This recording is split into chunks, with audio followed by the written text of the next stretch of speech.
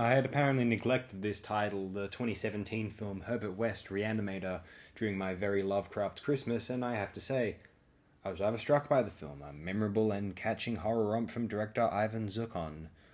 This Italian production is not at all reminiscent, really, of Stuart Gordon or Brian Yuzna's work with Jeffrey Combs, when considering the tone, cinematography, and general functions.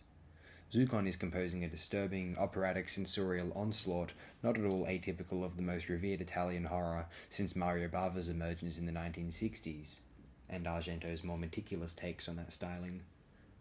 I was rather surprised how much I enjoyed this film, or rather how much I liked it aesthetically, cinematographically. I found this film rather impressive and quite imaginative, although narratively it might be considered absurd or incoherent or worthless.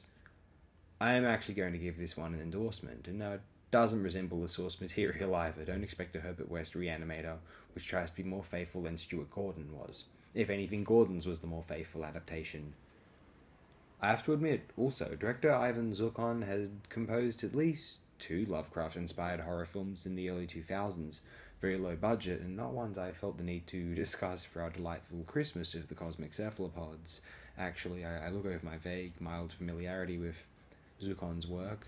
Herbert West Re-Animator is far and away my favourite of what I have seen thus far, and if that is to be an indicator of an increase in the quality of his work, his filmmaking talents, then so be it.